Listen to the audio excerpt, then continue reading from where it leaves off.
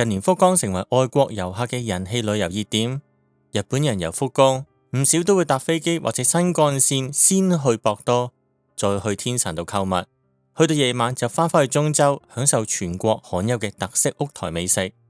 而對於外國遊客嚟講，福岡受歡迎嘅原因，可算係擁有極度接近市中心嘅福岡機場，搭地下鐵10幾分鐘就去到博多火車站，搭相同路線仲可以去到中洲村端拜訪豬骨湯拉麵聖地嘅一蘭總店，而再搭空港線可以去到舊福岡城址嘅大蠔公園。至於天神呢一個地名，可能熟悉嘅人比較少，而且對地下街嘅印象會比較深。追深日本今集嘅主題係夾喺博多同埋大蠔公園之間嘅天神。之前推出咗特輯，詳細介紹過博多。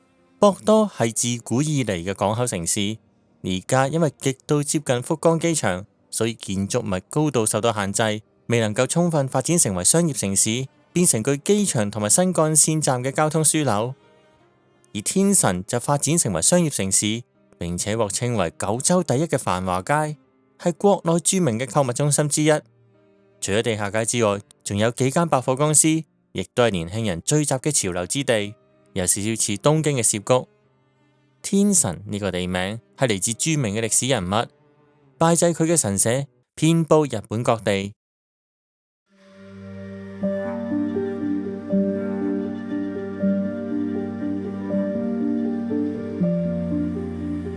搭飛機去福岡旅行，唔少人會搭地下鐵嘅空港線去到市中心。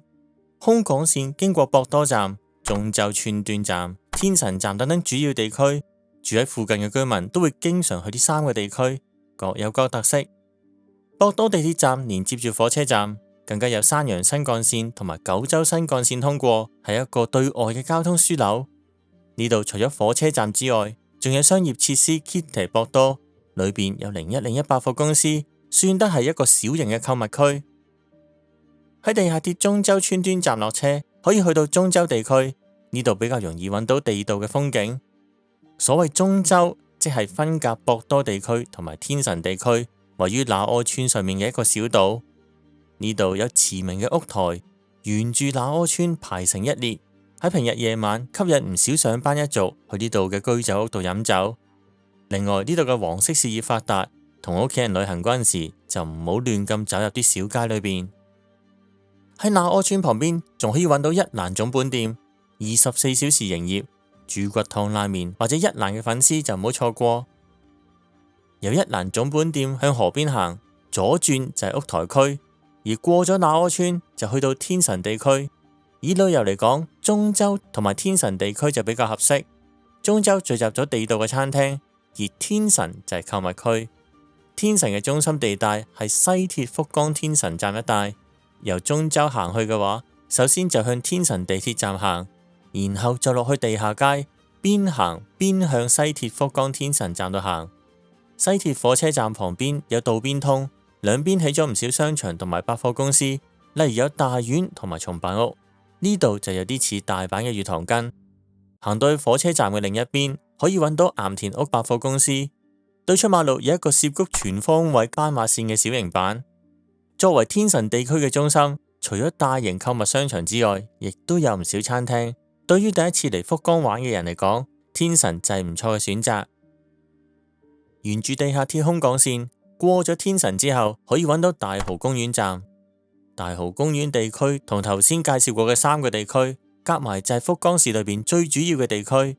大蠔公園呢一帶就比較多住宅，尤其係高級住宅。另外，大蠔公園原本就係福岡城嘅遺址，城郭遭到荒廢之後，喺1929年就改建成為公園。翻返去天神，西鐵火車站亦都係交通樞紐。去縣內嘅九流米同埋太宰府嘅話，搭西鐵就好方便。而住鄰近地區嘅居民，唔少都會搭西鐵去到天神，再轉車去到福岡市裏邊各個地方度返工。呢一次喺九州北部度拍攝，離開天神之後，就搭西鐵去到九流米。補充少少，要去屋台嘅話，中洲就比較集中，而且河畔嘅景色都好靚。天神亦都有唔少屋台，但係比較分散。喺福岡中央郵政局附近，仲有西鐵福岡天神站附近，會比較容易揾到。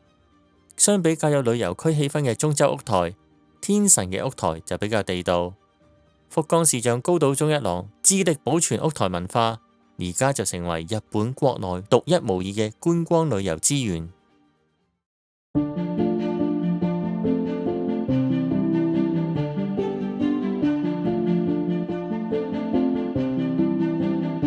由中州嘅北邊行去天神，途中會經過一座歷史悠久嘅神社——水鏡神社，又叫做水鏡天滿宮。一提到天滿宮，中意日本神社或者歷史嘅觀眾就會知道同學問之神嘅菅原道真有關，而天神呢一個地名就係嚟自菅原道真。不如一邊睇睇水鏡天滿宮，一邊講一講菅原道真嘅事蹟。翻返去9世紀嘅平安時代，菅原道真細個嗰陣時努力讀書，大咗之後就喺朝廷做高官，協助宇多天皇喺平安京執政。平安京就係喺而家京都市裏邊。當時日本又派遣使者去到唐朝，學習先進嘅技術同埋文化，例如治國嘅律令制度同埋佛教。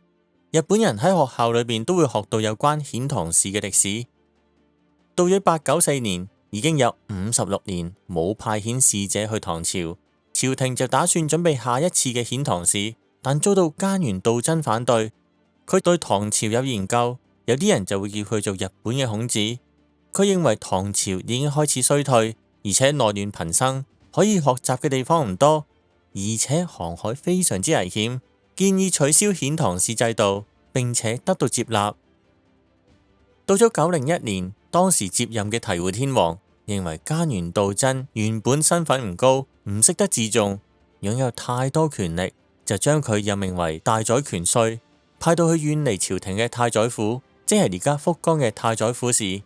呢一次嘅任命實際上就係貶職。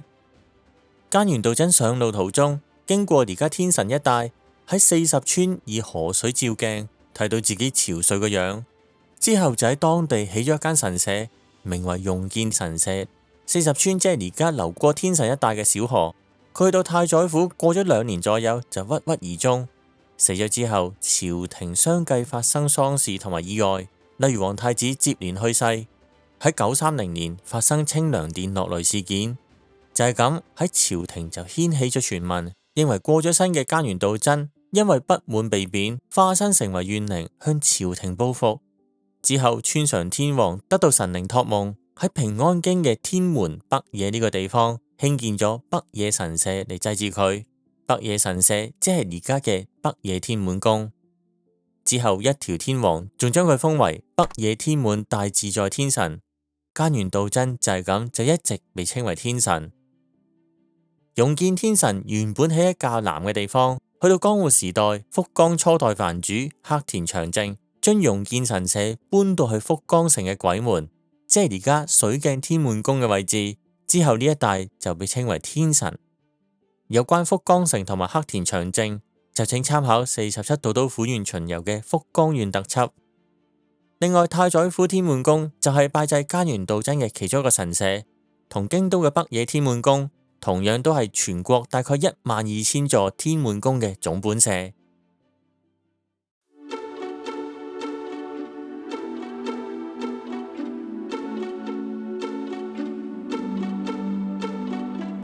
提到九州，論人口、知名度、經濟規模，排第一嘅就係福岡縣。而要數福岡裏邊嘅地名，有福岡機場同埋新幹線站嘅博多，迷人美景嘅獅島，以學問之神聞名嘅太宰府，拉麵聖地嘅久留米。但天神呢一個名對於外國遊客嚟講，知名度未必咁高。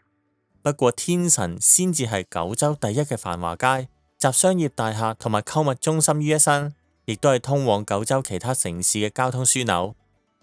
翻返去17世紀嘅福岡市，主要以那柯村為分界，以東嘅係國際港口博多港，以西就係筑前國領主黑田長政所起嘅福岡城同埋城下町。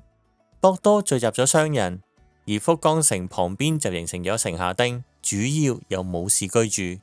天神就係位於呢兩個地方之間。搭喺那柯村上面嘅西中島橋，連接而家嘅中州同埋天神。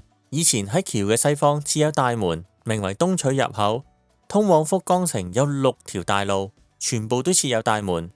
呢啲大門即係同喺新宿特輯裏邊介紹過嘅四谷大木戶有相同嘅用途，除咗可以加強城郭嘅防衛，亦都係防火嘅一環。因為有守衛駐守大門，所以發生火災嗰陣時，守衛就必定知道同埋會通報。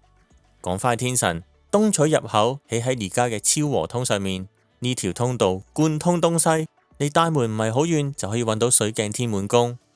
睇睇而家嘅地圖，就會發現西中島橋同埋昭和通都非常之闊，咁樣就證明咗呢條路以前人流稠密嘅程度。而當時以呢段路為中心嘅地區就被稱為天神町。江戶時代結束，日本進入明治時代，福岡藩就變成福岡縣。原本設置喺福岡城裏邊嘅縣政廳喺1876年搬遷去到水鏡天滿宮嘅對面。福岡縣嘅縣政廳選址唔係舊城下町嘅福岡城旁邊，即係而家大蠔公園嘅一帶，亦都唔係港口地區嘅博多。呢一個決定就完全改變咗天神嘅地位，成為咗行政中心。喺縣政廳四周圍聚集咗唔少重要嘅行政設施、公司同埋銀行。嚟到而家嘅西中島橋，可能你會發現呢一度嘅周圍冇乜特別嘅景點，未必係一個值得遊覽嘅地方。起咁闊嘅馬路可能有啲浪費，但係喺20世紀初，呢一度係福岡嘅中心。喺西中島橋旁邊保存咗一座紅磚嘅建築，而家就變成咗福岡市赤煉亞文化館。原本係日本生命保險株式會社嘅九州分店，喺1909年落成，由神野金吾設計，係具英國建築風格嘅建築物。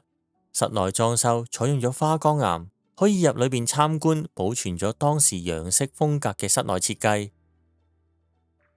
縣政廳而家已經搬遷去到博多附近，遺址就改建成為 Across 福岡，喺1995年落成同埋開幕。地址係福岡市中央區天神一丁目一番一號。呢一座係政府同埋民間合作嘅設施，希望成為形成國際文化資訊嘅中心。裏邊設有音樂演奏廳同埋國際會議廳。大廈嘅外形獨特，一邊嘅外牆好似樓梯級咁樣，各個梯級係一個小型嘅花園，種植咗紅梅，而梅就係代表福岡縣嘅縣花。旁邊就設有天神中央公園，為來往繁華街嘅人提供舒適嘅休憩場地。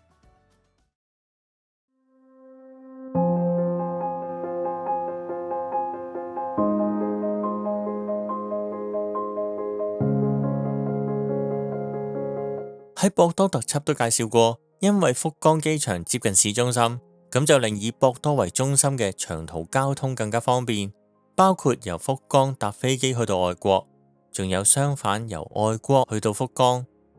但咁樣亦都係博多嘅一個致命傷，令到機場附近唔能夠起高層大廈，高度受限制，唔可以超過54.1米。福岡市長高島忠一郎就諗辦法去擺脫呢一個限制，向中央政府申請，並以特例得到放寬限制。戰後已經過咗70幾年，唔單止博多同埋天神，日本全國紛紛進行重建計劃。高島市長就趁呢個機會，將福岡市改造成為國際商業都市，仲以改善育兒環境等等配套，令福岡市適合工作、居住同埋育兒。根據2023年對容易育兒嘅政令指定都市作調查，福岡市就獲得第一位，壓倒關東大城市嘅埼玉市同埋橫濱市。高島市長推行重建計劃，並唔係一般嘅重建，係針對福岡市嘅優點同埋缺點，並以博多 Connected 同埋天神 Big Bang 嚟做包裝，得到全國矚目。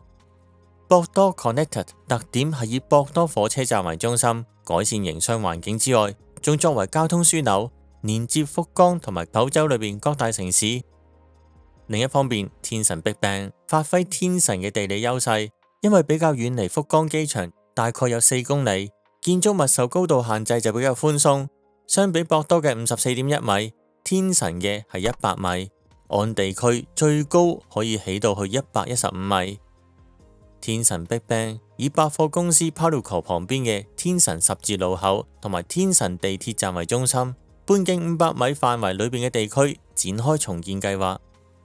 透過天神 Big Bang 唔單止建築物嘅高度限制獲得放寬，仲可以增加建築面積，享用特別融資制度。落成咗之後，仲可以優先用市裏邊嘅停車場，而且福岡市會做宣傳。呢啲政策促進開發商重建已經變舊嘅大廈，提高商業價值。而市政府因為建築物建築面積增加，可以得到較多固定資產稅收入。多咗企業進駐新起嘅大廈，咁亦都有可能提高法人稅收入。另外，重建可以加強建築物抵禦地震嘅能力，整體上會提高福岡市喺商業上嘅競爭力，亦都可以喺人口減少嘅形勢之下，減低居民流失，同埋吸引市外嘅居民嚟定居。而家計劃裏邊已經有58座大廈落成，第一座落成嘅係天神商務中心，地上19層，大概高90米。其他大廈唔少都集中喺大馬路昭和通嘅兩邊，呢度就係福岡市裏邊嘅商業中心。另外喺較北嘅須崎公園旁邊，落成咗23層高嘅塔樓住宅福岡天神 One Tower， 總共有153個單位。初次推出嗰陣時，平均售價達到9500萬日元，喺九州係最高價格嘅住宅。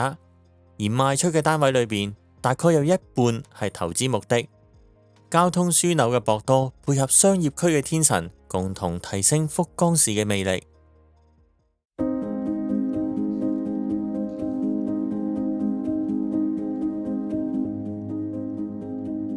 最後睇一睇天神嘅中心點，即係岩田屋百貨公司對出嘅十字路口一帶。而家呢度有西日本鐵道嘅天神大茂田線終點站，呢一條路線連接天神至到福岡南部鄰近熊本縣嘅大茂田。原本喺天神町十字路口旁邊嘅九州鐵道福岡站，喺1936年搬離而家嘅位置。唔少日本大型火車站都會同百貨公司起埋一齊，構成交通同埋購物區。例如大阪梅田站就係由阪急電鐵同埋阪急百貨組合而成。當時資本家亦都打算將天神開發成為交通購物區。東邦電力社長松永安佐衛門曾經參與設立福博電氣軌道，佢係創立阪急電鐵資本家小林一三嘅好友。佢更加模仿小林，將火車站搬到去有發展潛力嘅地方。補充一點，東邦電力係九州電燈鐵道同埋關西電器合併而成嘅公司。一如黑暴水百特輯所介紹，日本被美國統治之前，電力事業由全國多間公司負責。太平洋戰爭之後，先至俾美國進行公司大合併。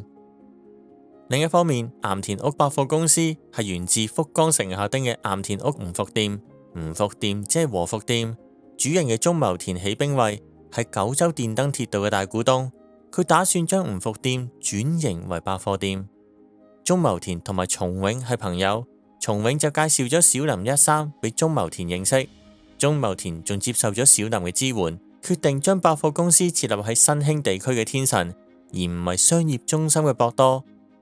同時，九州鐵道又將原本福岡站嘅土地賣咗俾岩田屋嘅相關公司，得到咗資金，將鐵道延伸至大牟田。天神就成為咗交通方便嘅購物區，鐵道同埋百貨公司嘅融合，改變咗呢度嘅命運。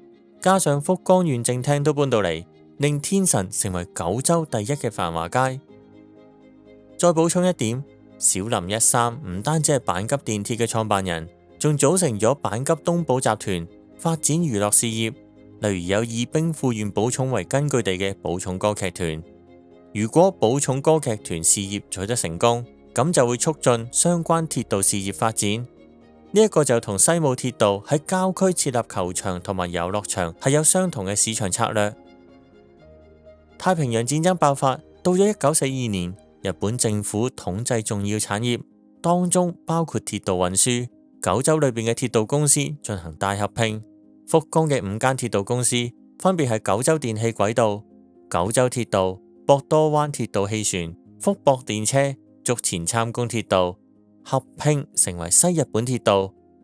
喺太平洋戰爭裏邊，福岡被夷為平地。作為交通同埋購物中心嘅天神，比博多更早獲得重建，令天神有今日嘅發展同埋地位。西鐵福岡天神站同埋附近一帶，代表咗太平洋戰爭後天神發展嘅成功。今次旅程遊覽咗天神之後，就乘搭西鐵大牟田線去南邊40幾公里豬骨湯麵發祥地嘅9粒米。